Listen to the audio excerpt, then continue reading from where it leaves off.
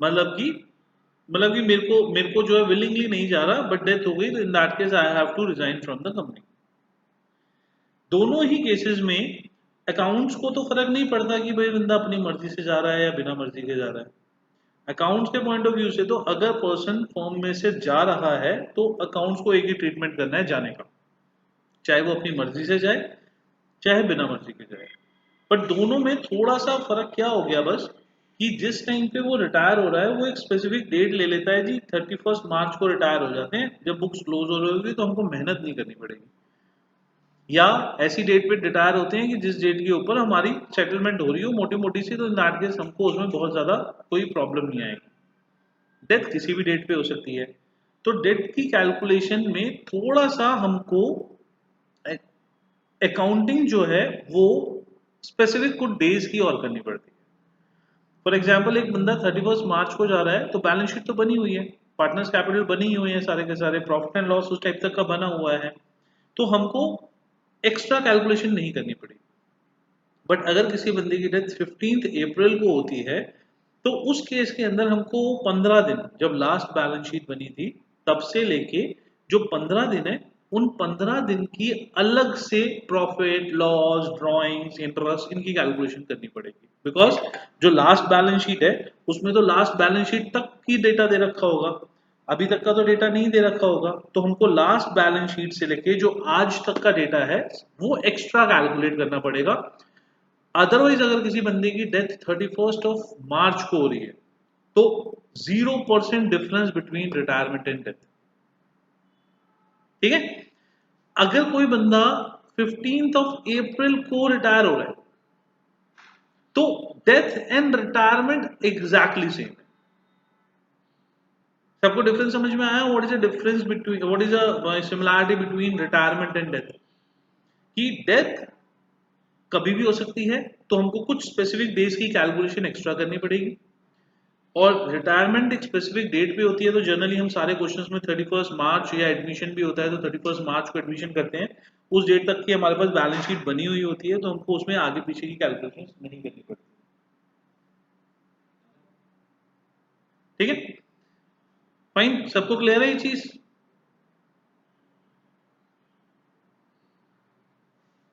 रविंद्र बेटा उसको नहीं देंगे, उसकी फैमिली में कोई और होगा उसको दे देंगे।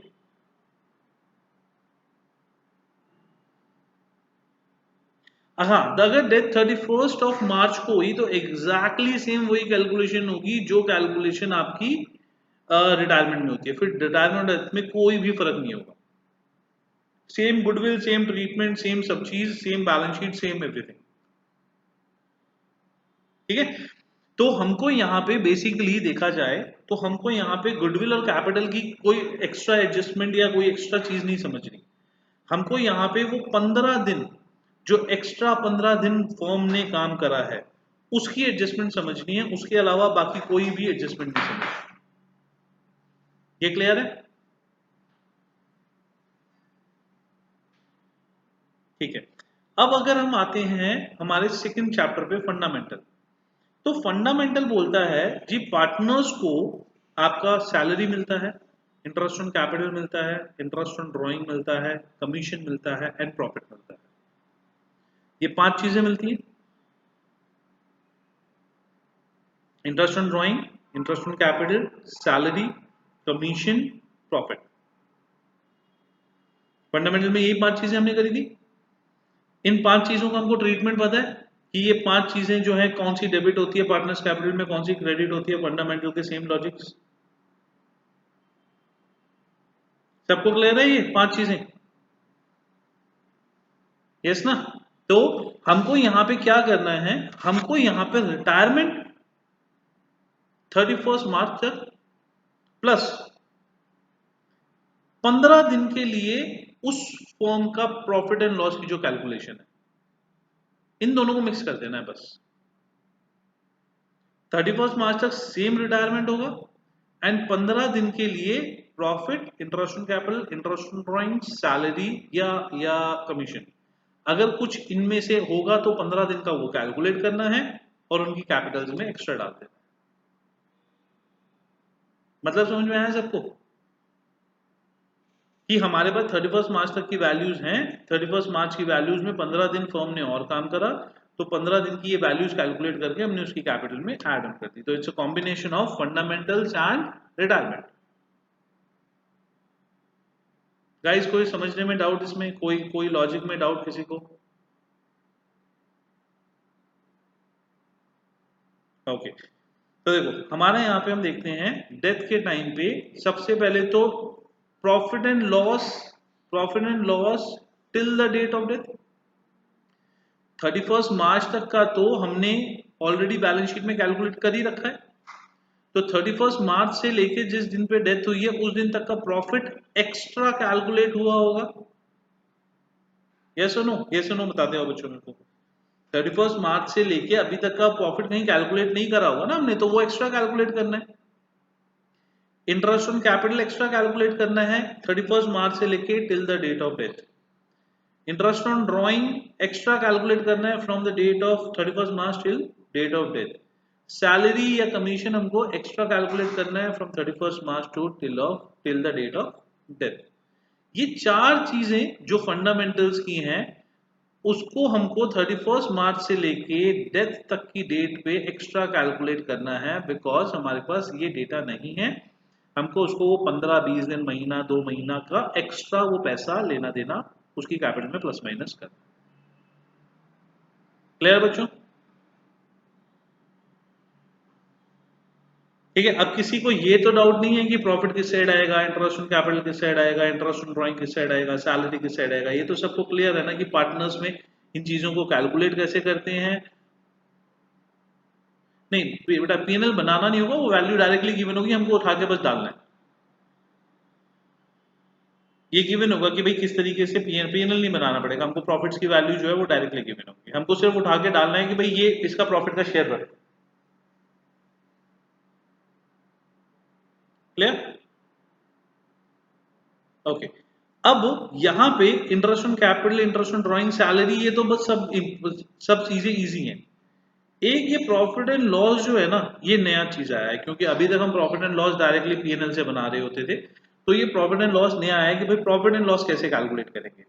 अब उस टाइम तक का बिजनेस में या तो पूरी फर्म को क्लोज करो, अगर पूरी फर्म को क्लोज करेंगे तो पूरा का पूरा बैलेंस शीट वगैरह सब कुछ दोबारा से बनाना पड़ेगा।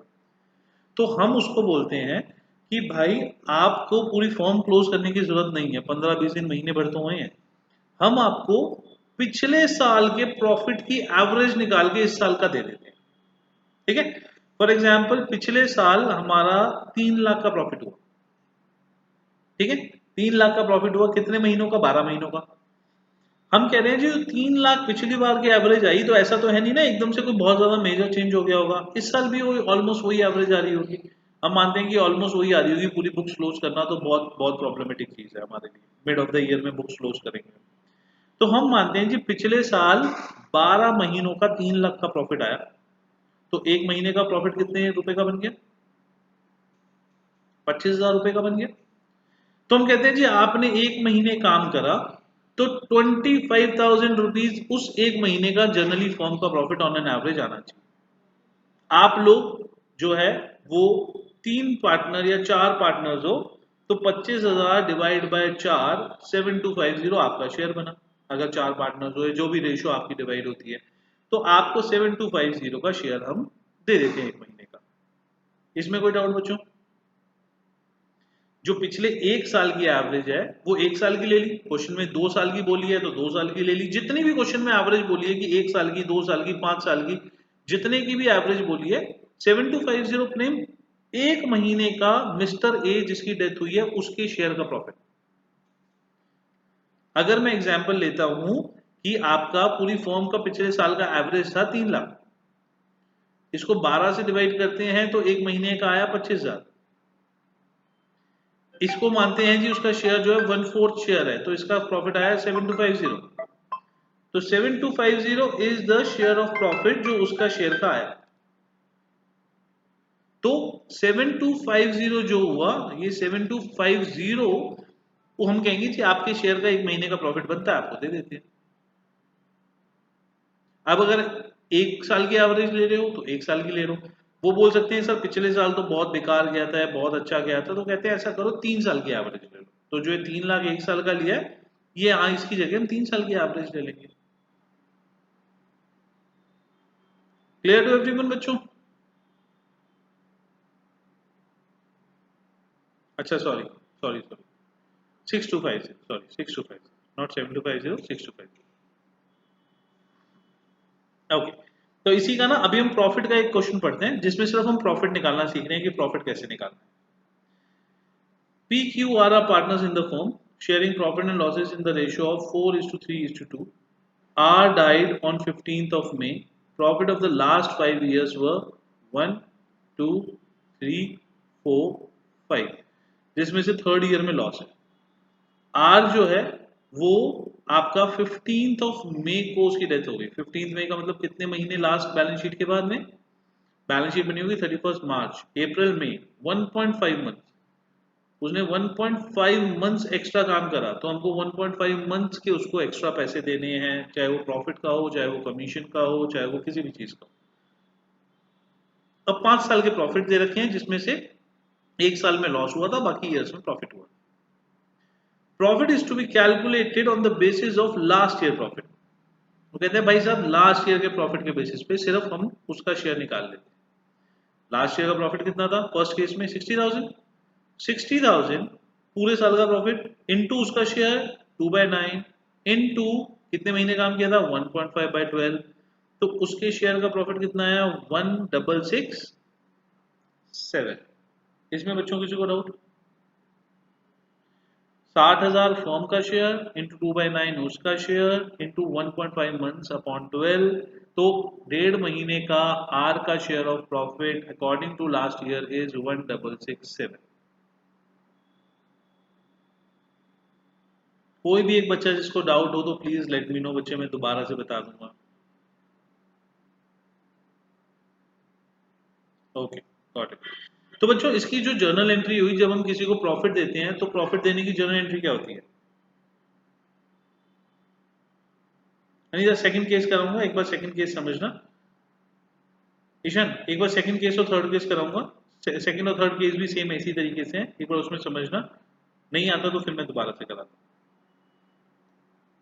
ओके, नॉर्मल हम प्रॉफिट देते हैं पार्टनर्स को, तो एंट्री क्या होती है? P&L to capital, P&L profit to partners, ठीक है। बट एक्चुअली एक चीज बताओ कि क्या मैंने यहाँ पे प्रॉफिट निकाला है या मैंने एक अजम्पशनरी प्रॉफिट निकाला है? फॉर्म को एक्चुअल क्लोज करके प्रॉफिट निकाला है या अजम्पशनरी प्रॉफिट निकाला है? अजम्पशनरी प्रॉफिट है ना, ये एक्चुअल प्रॉफिट तो नहीं है। एक्चुअल प्रॉफिट तो जब हम ईयर एंड में बुक्स क्लोज करेंगे उस टाइम पे आएगा। तो ये तो हमने लास्ट ईयर के बेसिस पे कि उसको क्लोज करना था, तो एक अजम्पशनरी प्रॉफिट निकाल लिया। तो हमने एंट्री तो वही की कि हमने उसको पैसा दिया, बट हमने यहाँ पे डाल दिया पीएनएल सस्पेंस। सस्पेंस का मतलब कि भाई दिस इज अजम्पशनरी प्रॉफिट, जब लास्ट में हमारा एक्चुअल में पीएनएल निकलेगा तो इतना पैसा यहाँ से माइनस कर लेना। जब प्रॉफिट निकलेगा तो इतना पैसा हमने इनको दे दिया, तब तक के लिए ये पैसा हम अपना जो है एज अ एसेट मान के रख लेते हैं कि हमने एसेट में से निकाल के उनको पैसा दे दिया। जब ईयर एंड में हमारा पीएनएल एक्चुअल बनेगा तो यहाँ से ये पैसा माइनस कर देंगे कि हम ये पैसा ऑलरेडी पहले ही दे चुके हैं। क्लियर? जैसे एक तरीके से एडवांस प्रॉफिट दे दिया। बच्चे तने ज्यादा भी हो सकता है, कम भी हो सकता है, वो तो एट द टाइम उस टाइम पे हमने कैलकुलेशन कर ली, वो थोड़ा ज्यादा कम कुछ भी हो सकता है। हम ये मानेंगे कि इसकी इतने में सेटलमेंट हो गई। और फॉर एग्जाम्पल एक शॉप पे आप गए, आप कहते हो सर ये मेरा तो हिसाब ना गड़बड़ हो रहा है, वो कहता है जी सर ऐसा करते हैं सेटलमेंट करते हैं, सेटलमेंट कर देते हैं 20 रुपए पे। ज्यादा भी हो सकता है 2 रुपए, कम भी हो सकता है, बट सेटलमेंट 20 रुपए पे हो। तो वो सेटलमेंट के लिए अभी बात चल रही है हमारी।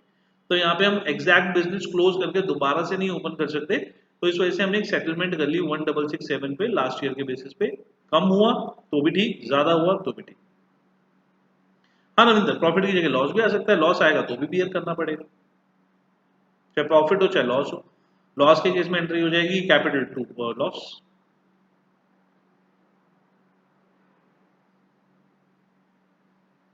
क्लियर? तो यहाँ पे पीएनएल, पीएनएल अकाउंट की जगह हमने पीएनएल सस्पेंस डाला because it's not the actual profit, it's just the assumptionary profit. Akshay बेटा मैंने केस 2 अभी समझाया ही नहीं, मैंने सिर्फ केस 1 समझाया है।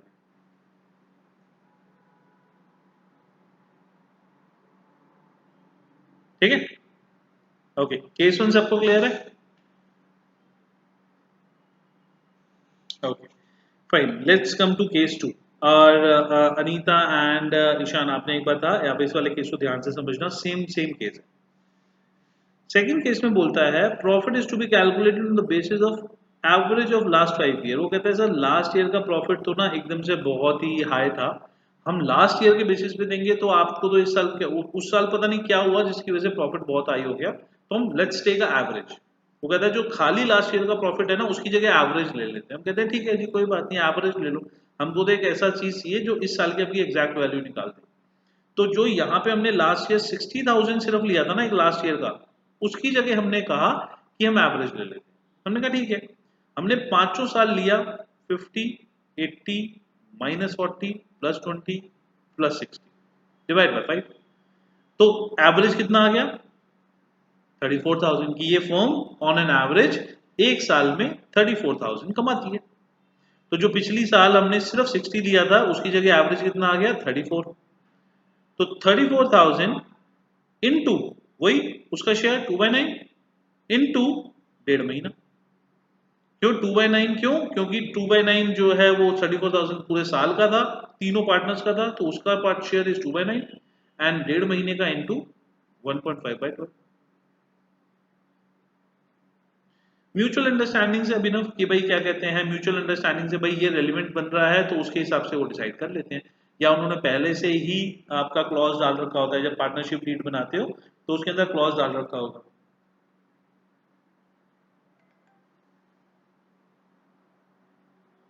हाँ, क्वेश्चन में हमेशा गिवन होगा, क्वेश्चन में गिवन होगा कि लास्ट ईयर के बेसिस पे ले रहा है, 5 ईयर के बेसिस पे ले रहा है, क्वेश्चन में हमेशा गिवन होगा। हाँ, कभी भी आपको अजम्पशन नहीं लेनी, क्वेश्चन में बिल्कुल क्लियरली मेंशन होगा कि आपको कितने ईयर्स के बेसिस पे लेना। अब 945 की कैलकुलेशन समझ में आ गई, वही same PNL to partners capital.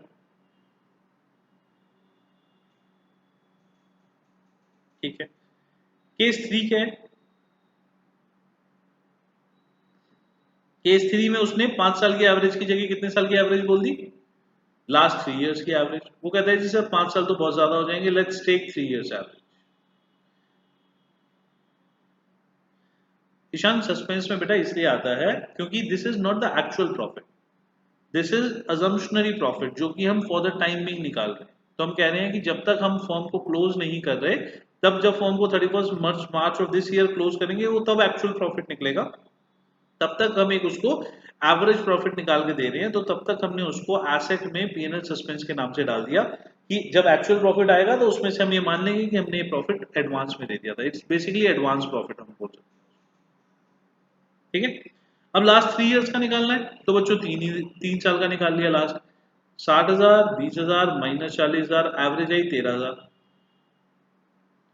13,334 into उसका शेयर इंटू 1.5 महीना, the cost is 370। Profit loss suspense to R's capital 370। तो चाहे वो 3 साल का बोले, 2 का बोले, 5 का बोले, लास्ट ईयर का प्रॉफिट बोले, वो जो बोले आपको उस हिसाब से निकाल देना है। टोटल एवरेज प्रॉफिट आएगा, मल्टीप्लाई बाय उसका share, multiply by months, simple answer. This is how we calculate the assumptionary profit for the specific partner for the given period। सबको क्लियर है बच्चों, कोई डाउट किसी को भी?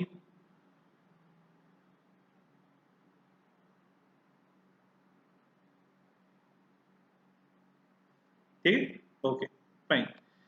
तो अब आते हैं आगे।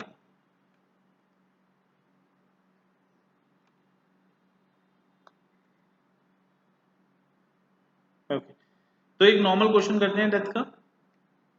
फाइन, अब जो नॉर्मल क्वेश्चन हमारा डेथ का है, आप ये मान लो एग्जैक्टली रिटायरमेंट है। रिटायरमेंट और डेथ में कोई भी डिफरेंस नहीं, same goodwill, same adjustment, same each and everything. Just यहाँ पे अगर हम पार्टनर को एडिशनल कुछ महीने या कुछ दिन वो उसकी डेथ हो रही है, तो हमको उतने दिनों का प्रॉफिट निकाल के उसको और देना है। इज दैट क्लियर कि हमको उतने दिनों का प्रॉफिट निकाल के उसको एक्स्ट्रा देना है, बाकी एग्जैक्टली रिटायरमेंट करना है क्वेश्चन। ठीक है ना? Okay, let's see the question. 3 partners थे, profit sharing ratio is 3:2:1। On 30th June C met, C is this one, C met with accident. तो कितने महीने सी ने काम करा? 3 मंथ्स। हमको 3 महीने का प्रॉफिट उसको एक्स्ट्रा देना है, ठीक है। Profit of the date of the death was calculated on the basis of last 3 years average profit. तो प्रॉफिट कितने साल की एवरेज पे निकालना है? 3 साल के एवरेज पे निकालना है। ये भी क्वेश्चन में गिवन है। अब हमको सिर्फ ये एक एडिशनल पॉइंट क्वेश्चन में डालना है, अदरवाइज रिटायरमेंट है। प्रेम अगर डेज में होगा तो फिर हमको पूरा क्वेश्चन ही डेज में निकालना पड़ेगा, फिर वो प्रॉफिट अपॉन 365 करना पड़ेगा, अपॉन 12 की जगह अपॉन 365 हो जाएगा। Okay, so let's see partners capital. बेटा बैलेंस बीटी नॉर्मल है, reserve fund distributable item normal है, गुडविल नॉर्मल है। गुडविल की एंट्री इसके अंदर आपका न्यू रेशियो गिवन होगी शायद, इसमें new ratio given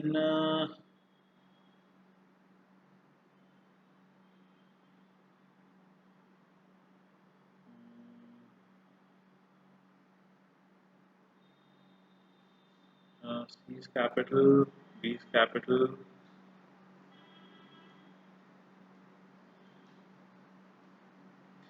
new ratio नहीं है इसमें, कुछ गुडविल की एंट्री शायद गलत हो रखी है।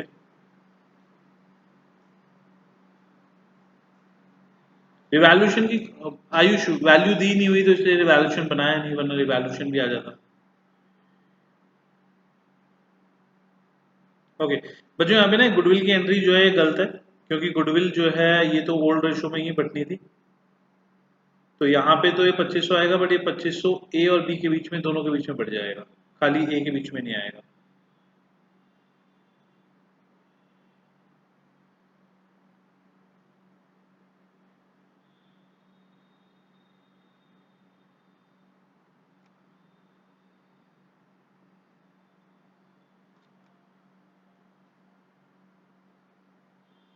वो चाहे कोई दूसरा क्वेश्चन ले रखा होगा, उसकी वैल्यू आ गई होगी यहाँ से, कोई दूसरा क्वेश्चन ले रखा होगा उसकी वैल्यू आ गई होगी, इस क्वेश्चन में नहीं है रिवैल्यूएशन।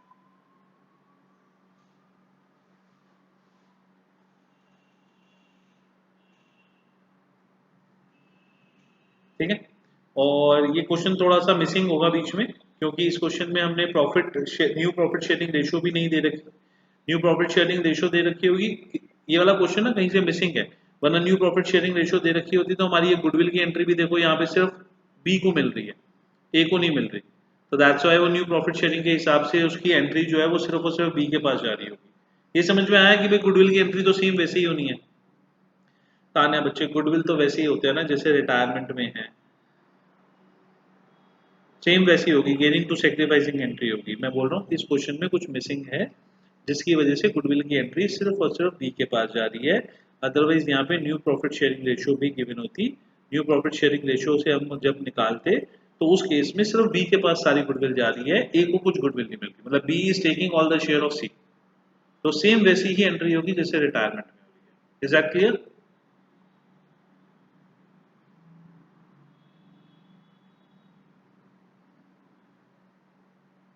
अभिनव बच्चे, मैंने मैंने बहुत क्लियरली बोला है कि इस क्वेश्चन में कुछ मिसिंग है। मैंने नहीं बोला कि वो 1:1 लेंगे, मैंने बोला कि इस क्वेश्चन में कुछ मिसिंग है, इस वजह से हमने यहाँ पे वो जो मिसिंग वैल्यू है वो उसके हिसाब से आंसर उन्होंने निकाल रखा है। जनरली 1:1 कहाँ से आ गया? हम पार्टनरशिप के कम से कम नहीं तो फंडामेंटल गुड क्या कहते हैं, एडमिशन, रिटायरमेंट, 3 चैप्टर कर चुके, हमने कभी भी 1:1 नहीं लिया। ओल्ड रेशियो और न्यू रेशियो बराबर होती है, बट यहाँ पे आपको कुछ मिसिंग है। वो मिसिंग क्या है हमें नहीं पता, बट गुडविल की एंट्री हमें पता है कि क्या होती है। तो उसके अकॉर्डिंगली मैं बता रहा हूँ कि जो भी गुडविल की एंट्री होगी उसमें सारा शेयर बी को मिल रहा है, ए को कुछ भी नहीं मिल रहा। तो मैं गुडविल की एंट्री पे इसलिए फोकस नहीं कर रहा क्योंकि वो रिटायरमेंट की तरह ही हो। Clear?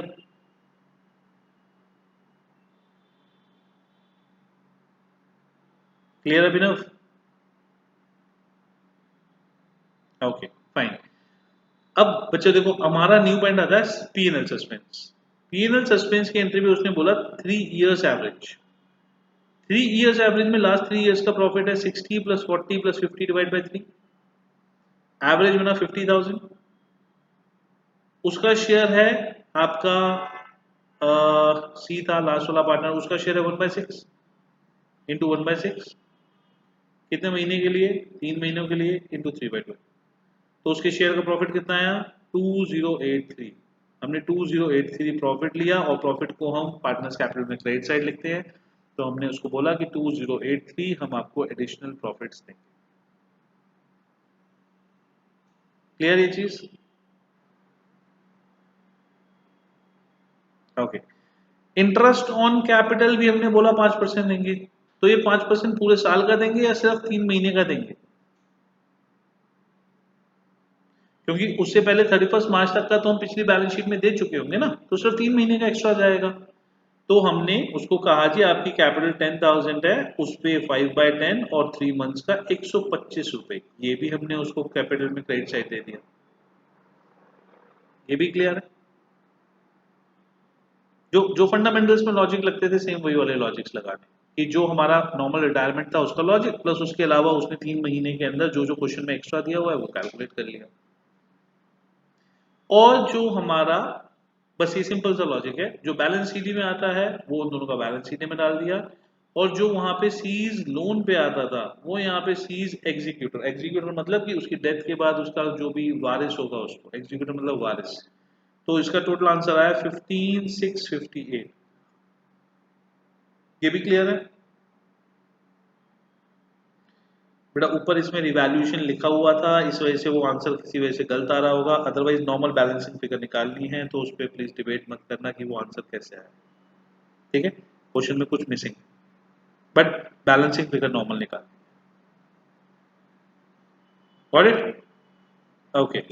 Now this PNL suspense form जो है वो फॉर्म के लिए तो क्या बन गया, बैलेंस शीट जब बनाएंगे तो, बैलेंस शीट बनाएंगे तो जो पीएनएल सस्पेंस है वो तो फॉर्म के लिए बन गया ना, मैंने उसको एडवांस में पैसा दे दिया तो फॉर्म के लिए एसेट बन गया। इंटरेस्ट ऑन कैपिटल भी एक्चुअली में अभी कैलकुलेट नहीं हुआ, वो भी फ्यूचर का है जो हमने पहले कैलकुलेट कर लिया, वो भी एक तरीके से सस्पेंस ही है, वो भी हमने एसेट डाल दिया। और जैसे एग्जीक्यूटर लोन आता था, लोन लाइबिलिटी बनता था, ऐसे एग्जीक्यूटर भी हमारा लाइबिलिटी बन गया। बाकी क्वेश्चन एग्जैक्टली सेम हो गया, उसमें कोई डिफरेंस नहीं आया और आंसर मैच।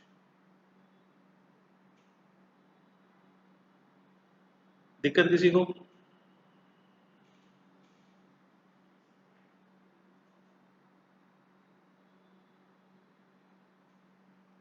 थाने कैश में, अगर उसको कैश में पेमेंट कर देते तो कैश में सब्ट्रैक्ट हो जाता। तो जो किसी और को दिक्कत किसी भी चीज में इसमें से? ओके, ठीक है।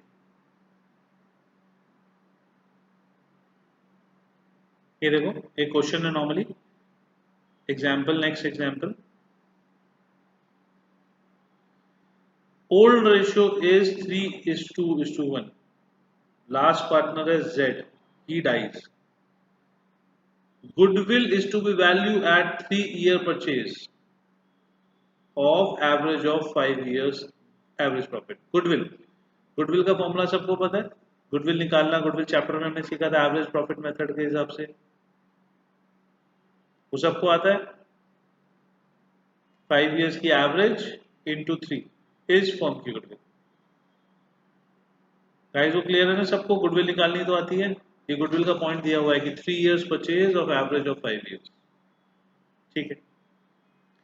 Deceased partner is to be given the share of profit till date of death on the basis of the profit of the preceding year। सिर्फ जो लास्ट ईयर है 2014, सिर्फ उसकी एवरेज के बेसिस पे उसका प्रॉफिट कैलकुलेट हो गया, ये भी क्लियर है? एवरेज नहीं निकालनी, यहाँ पे 24,000 जो लास्ट ईयर का प्रॉफिट था उसी के बेसिस पे इसका इस साल का प्रॉफिट भी कैलकुलेट हो गया। क्लियर? ओके। एसेट रिवैल्यू तो मतलब रिवैल्यूएशन बन जाएगा। A sum of 12,233 was paid immediately। Tanya ये आपका पॉइंट लिखा हुआ है कि जो कैश में चला गया, जैसे जैसे रिटायरमेंट में कैश में जाता था ऐसे ही कैश में चला गया। एंड रिमेनिंग जो है वो आपका जेड एग्जीक्यूटर में चला गया, जैसे लोन में जाता था। क्लियर? और आपको क्वेश्चन करना है, रिवैल्यूएशन अकाउंट बनाओ, पार्टनर्स कैपिटल अकाउंट बनाओ, एंड इसके साथ में बैलेंस शीट नहीं बनानी, तो revaluation and partners capital account बनाओ। जनरली यहाँ पे आपको बैलेंस शीट बनाने के लिए बहुत कम आएगी, आपको जनरली यहाँ पे रिवैल्यूएशन पार्टनर्स कैपिटल बनाने के लिए ही आएगा, क्योंकि पार्टनर्स कैपिटल के अंदर ही 3-4 एक्स्ट्रा कैलकुलेशंस हो जाती हैं। ये आंसर आने का 8 मार्क्स वाला एडमिशन के साथ चॉइस आने के इसके चांसेस बहुत कम होते हैं। इसके 90% चांसेस होते हैं कि ये आपका 4 या 6 मार्क्स का इंडिविजुअल क्वेश्चन आता है, और रिवैल्यूएशन और पार्टनर्स कैपिटल ही सिर्फ बताने होते हैं। ठीक, ट्राई करो बच्चों एक बार इसमें। रिटायरमेंट है, एग्जैक्टली रिटायरमेंट में आपकी एक एंट्री एक्स्ट्रा होगी बस, that is PNL suspense. Okay, करो, स्टार्ट करो।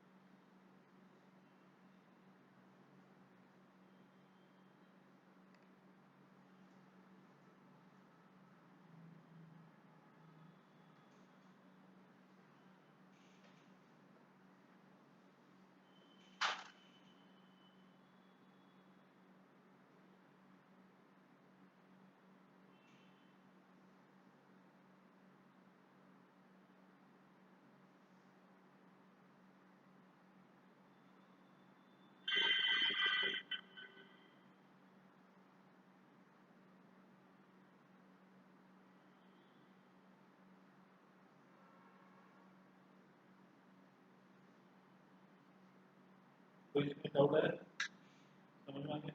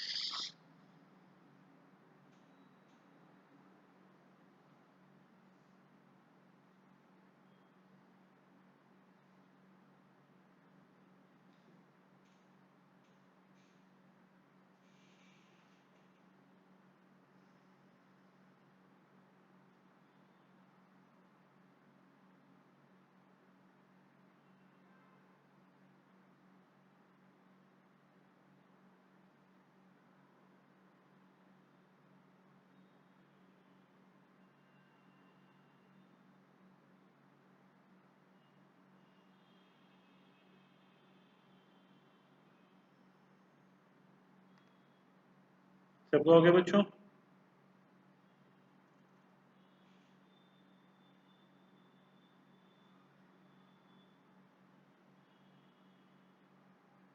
ओके, करो। बाकी लोग जो है बुक से एक बार इलस्ट्रेशन चालू कर सकते हो अपनी।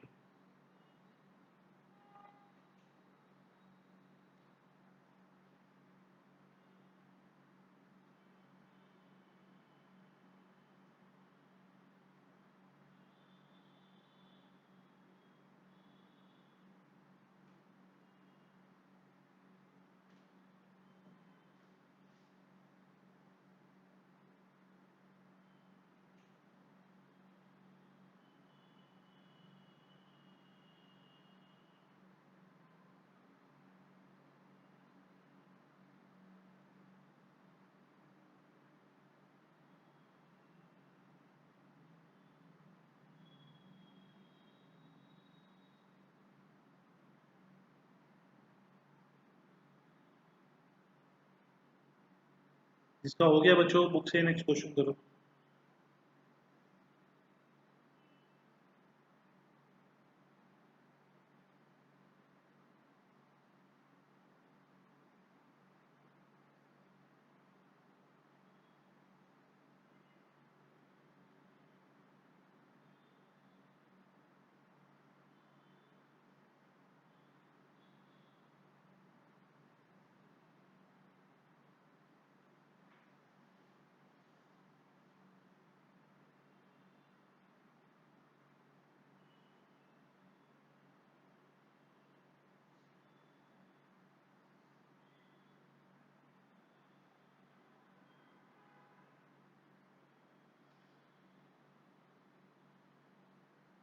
नहीं, यहाँ पे ना, यहाँ पे वो कैपिटल वैल्यूएशन नहीं होता, यहाँ पे नॉर्मल बैलेंस शीट ही आ जाता है। डेथ के किसी भी केस में कैपिटल एडजस्टमेंट का केस नहीं बनता, इसमें नॉर्मल बैलेंस शीट ही करके दे देते।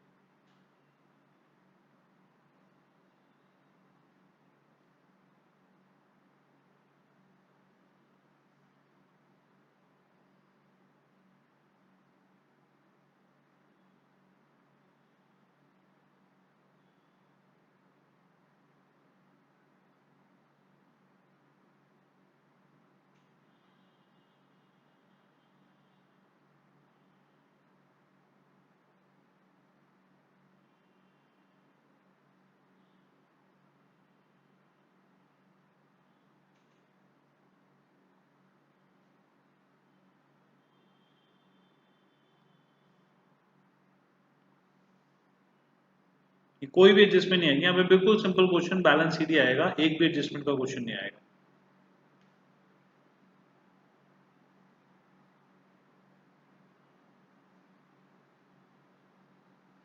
डन बच्चों सबका?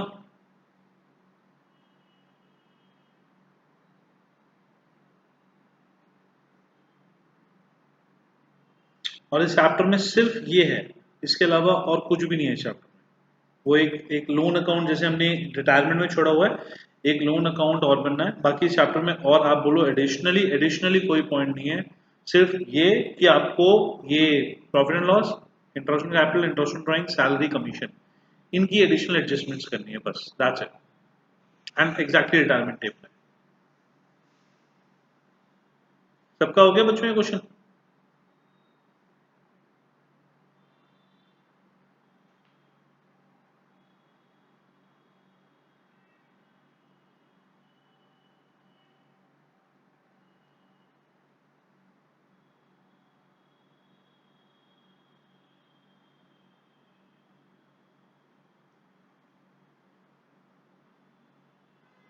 है ना, जैसे नॉर्मल ड्राइंग्स का ट्रीटमेंट करते हैं वैसे ही कर देंगे। मुझे बैंक का ओवरड्राफ्ट कैसे आएगा? हाँ, तो कैश को क्रेडिट साइड आ गया ना। बैंक का ओवरड्राफ्ट आ रहा है, बैंक बैलेंस शीट तो बनानी नहीं है ना इसमें। बैलेंस शीट तो बनानी नहीं, सिर्फ पार्टनर्स कैपिटल तक टैली करना है।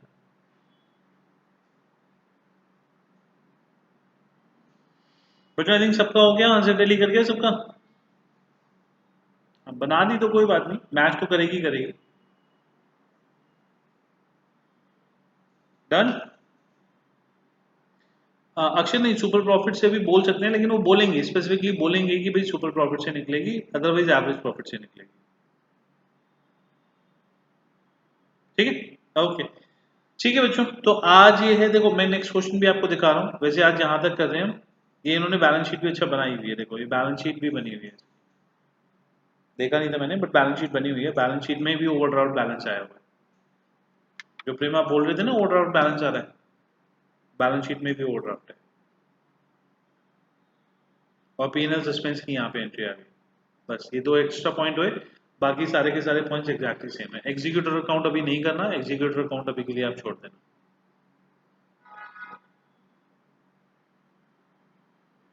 ठीक है, जर्नल एंट्रीज बच्चों देखो सेम वही, जो रिवैल्यूएशन में आई वो रिवैल्यूएशन की जर्नल एंट्री, रिवैल्यूएशन में जो डेबिट साइड पे आई, क्रेडिट साइड पे आई, वो उसकी एंट्री, डिस्ट्रीब्यूटेबल आइटम की एंट्री, एंड जो हमने कैश और एग्जीक्यूटर को दिया उसकी एंट्री। उसके अलावा तो बाकी कोई एंट्री बची नहीं।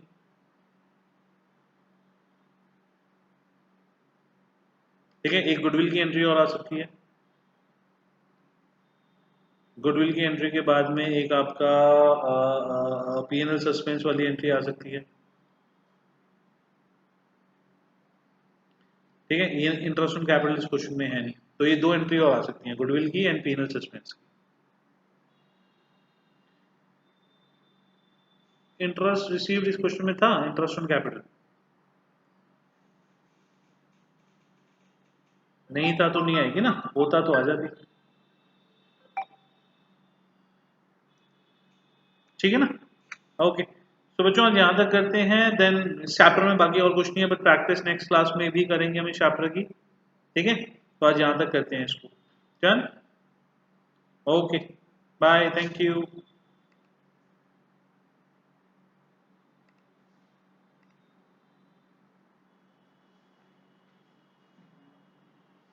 समझ में आ गया, कितना समझ में आया, ज़्यादा समझ में आ गया। अभी ना बीच में अगर कनेक्शन टूट भी जाता है तो जो हम बोल रहे हैं वो तो नहीं टूटता ना, आवाज सुनाई नहीं जाती है ना, तो जो कंसेप्ट चल रहा है वो तो चल ही रहा है, 2 मिनट में नेट वापस कनेक्ट हो जाएगा। ठीक है, तो यहीं पे आगे चलिए, करो अपना कनेक्शन रहेगा तो समझ में आ जाएगा। अगर कनेक्शन पूरा है तो जो नॉर्मल क्लास में होता है वो नहीं समझ में आता, कनेक्शन पूरा है और कनेक्शन पूरा है, कनेक्शन ब्रेक नहीं होता। अगर मैं पूरा कनेक्ट लाऊंगा अगर कनेक्शन ब्रेक ना हो तो मान लो तुम्हारे लैपटॉप कंप्यूटर उसमें कनेक्शन ब्रेक नहीं होता, हमारा कनेक्शन ब्रेक नहीं होता, तो उतने समझ में आ जाएगा जितना क्लास में आता है। नहीं, जितना यहाँ पे आ रहा है